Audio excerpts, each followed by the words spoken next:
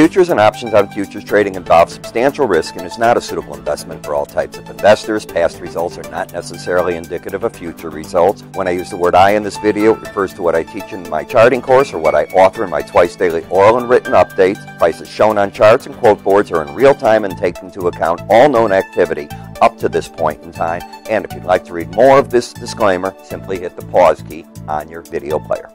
Good evening. Ira Epstein of Linn & Associates with your afternoon flash. Good day, all. Ira Epstein of Linn & Associates with your financial market update for this Tuesday, the 10th of October, 2017, about 4:20 p.m. Central Daylight Time. Strong day in the stock market. Every time they try to break it, till you lose those embedded readings, I'm guessing, in the stochastics, you're going to stay up here. That's what it's doing. Now, we had events today that didn't really occur. Interesting statement. North Korea didn't do anything on a holiday. Catalonia, they said they want to be independent, but they stepped back and they want to talk to Madrid. So the gold market, which was up on that news, while it closed up here, it was really closer to 1290 on the last trades of the day, silver around 1716. You can see you had a pretty good day in the currencies against the dollar.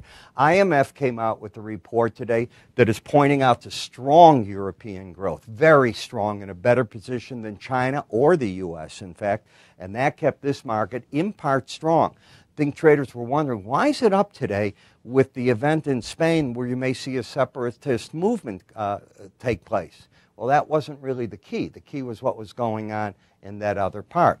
You also had a great day for the energy markets to the upside as Saudi Arabia is cutting its exports 7%. Now, I didn't say production. They're keying in now on exports, and that's what they should have been doing as OPEC all the way through. It's not about production. They don't tell us how much these countries have in storage, but what they export we get to see. So now there's a change of game, and if you don't recognize that, I'm pointing it out to you. I think it's going to be important. Grain markets basically lower in front of an all-important report on Thursday, the supply-demand report. Now, as we look at the Dow, you can see how the market has had a big upthrust here. You're at a record high. You're up 90 points for the week, 22,784. When you go to a daily chart of closes, the market had a previous high of 22,740. We're now through it at 22,784. So I wanted you to see how that finally went through there as well.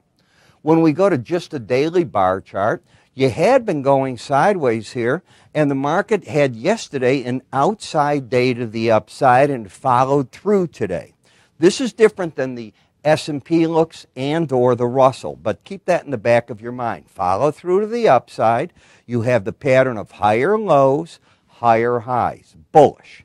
The market is over the 18-week moving average in the 100, staying bullish through that. In fact, you haven't been back to those averages since the beginning of September, over a month ago.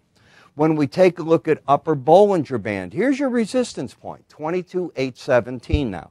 And what we've done is we hit the points, we back to the right-hand side. Remember, what's the idea of Bollinger Bands, these black dashed lines?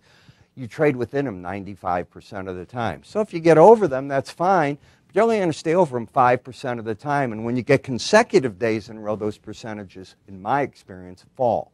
But still very much in an uptrend, and momentum, which I consider the strongest part of this market, that's locked in. When it does what it's done here, which is when the red and the blue lines go sideways over 80 and lock in like that, it's called embedded or locked in. Until the red line closes back under 80, the market on pullbacks is said to be waiting for buyers. That's how I interpret it. When we come to the D's Mini S&P, you set up a trap yesterday. You had an outside day down. Remember what I said yesterday? Go to the tape. I said you still got to keep your eye on this. This is the most important part of a chart.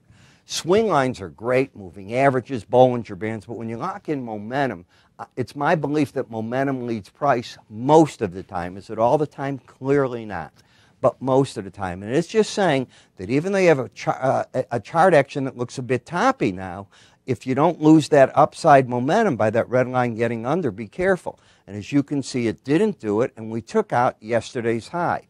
The problem is, normally when you do that, I call it a bear trap because your market's trying to come down, and I'm looking for a resistance point. it all happened at one time. You hit the upper Bollinger Band, basically, and you're sitting right at everything else. So it's pretty hard to do anything when you're 3 points away from your whole objective. When we go to the NASDAQ, notice how the upper Bollinger Band is holding the market back, but do you see what's happening in the slow stochastics? Both numbers are over 80 today. Yesterday, both over 80, and the day before. So now what you've done is you've taken what I called the market that was lagging everything. You've brought it up, and it's also embedding. Yes, the market closed only slightly higher. When the red line closes under 80, I'll say that, hey, probably reaction time. Until that, I think the bulls will be buying it. And in the Russell, this was the strongest market, and it just run out of momentum here. Yes, it's still embedded, which is great, and it's going sideways.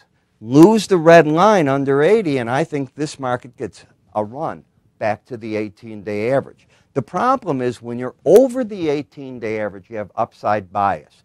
Going short over the 18-day average is not one of the things I teach in my charting course. Take the course and you'll understand why. Example, anytime you went short, if your rule was you're not going to be short over the 18-day average, you're not caught wrong there. You're not caught wrong here. Are you getting what I'm saying? If you're taking a shot under the 18, you're looking for downside objectives. You've got to have filters, rules, and everything else on your charts. And even then, you don't walk on water. You're going to be wrong, but you control your risk rather than I'm going to take a shot in the market. The VIX, caught between the lower and upper Bollinger Bands, spinning in narrow bands. Bollinger Bands will do what? 95% of the time the market will trade within them. Now eventually the bands have to widen one way or the other. It can be a big move to the upside or the downside. The tighter they get in, the bigger the eventual pop for whatever reason the market's going to do. It could be up or down. TLT ETF. The market lost the embedded readings. You see it's over 22. If we go to yesterday, both numbers were under. Unless this market immediately falls back, the odds are going to favor that price and the 18-day average are going to try to come together. That does not mean there's a trend change.